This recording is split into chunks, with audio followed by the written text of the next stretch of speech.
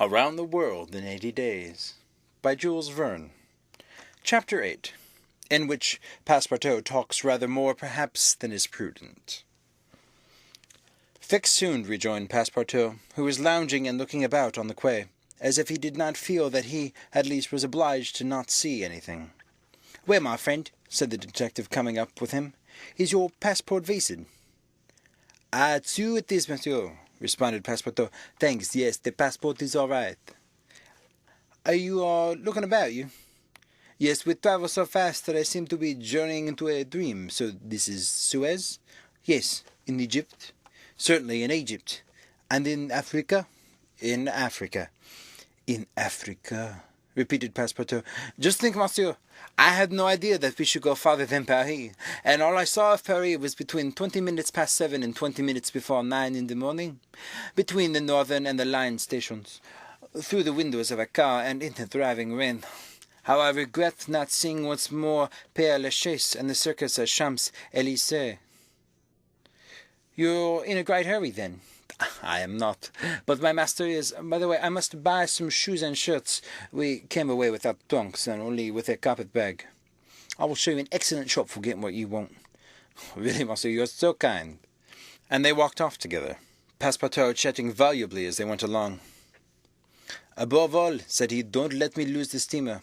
You've got plenty of time. It's only 12 o'clock. Passepartout pulled out his big watch. 12, he examined. "Why, it's only 8 minutes before 10. "Your watch is slow." "My watch. A family watch, monsieur, which has come down from my great-grandfather. It does not vary 5 minutes in the year. It's a perfect chronometer. Look, you." "I say how it is," said Fix. "You've kept London time, which is 2 hours behind that of Suez. You ought to regulate your watch at noon in each country." "I regulate my watch? Never!" "Well, then, it will not agree with the sun." "So much the worse for the sun, monsieur. The sun will be wrong, then." And the worthy fellow returned the watch to its fob with a defiant gesture. After a few minutes' silence, Fix resumed. "You left London hastily, then?" "I'd rather think so. Last Friday at 8 o'clock in the evening, Monsieur Fogg came home from his club, and 3/4 of an hour afterwards we were off." "But where's your master going?" "Though he's straight ahead. He's going around the world." "Round the world?" cried Fix. "Yes, in 80 days. He says it's on the wager, but between us, I don't believe a word of it." "That wouldn't be common sense. There's something else in the wind." "Ah, Mr. Fogg is a character, is he?" "I should say he was." "Is he rich?" "No doubt, for he's carrying an enormous sum in brand-new banknotes with him. And he didn't spare the money on the way either. He has offered a large reward to the engineer of the Mongolia if he gets us to Bombay well in advance of time." "And you've known your master a long time?" "Why, no. I entered his service the very day we left London." The effect of these replies upon the already suspicious and excited detective may be imagined. The hasty departure from London soon after the robbery, the large sum carried by Mr. Fogg, his eagerness to reach distant countries, the pretext of an eccentric and foolhardy bet, all confirmed Fix of his theory. He continued to pump poor Passepartout, and learned that he really knew little or nothing of his master, who lived a solitary existence in London, was said to be rich, though no one knew whence came his riches, and was mysterious and impenetrable in his fares and habits. Fix felt sure that Phileas Fogg would not land at Suez, but was really going on to Bombay. "Is Bombay far from here?" asked Passepartout. "Pretty far. It's 10 days' voyage by sea." "And what country is Bombay?" "India." "In Asia?"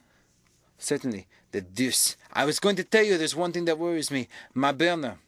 "What burner?" "My gas burner, which I forgot to turn off, which is at this moment burning at my expense. I have calculated, monsieur, that I shall lose 2 shillings every 24 hours, exactly 6 pence more than I earned, and you will understand the longer our journey." Did Fix pay any attention to Passepartout's trouble about the gas? It is not probable. He was not listening, but cogitating a project.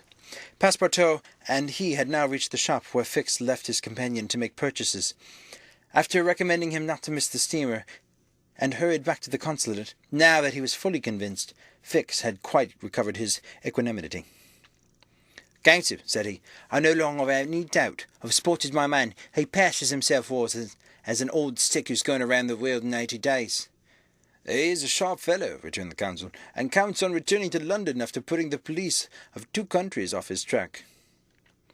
"We'll see about that," replied Fix. "But you're not mistaken." "I'm not mistaken."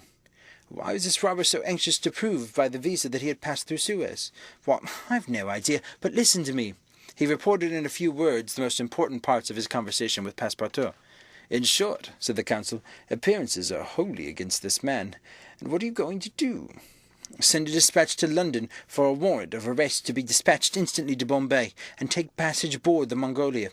Follow my road to India, and there, on English ground, arrest him politely, with my warrant in my hand and my hand on his shoulder.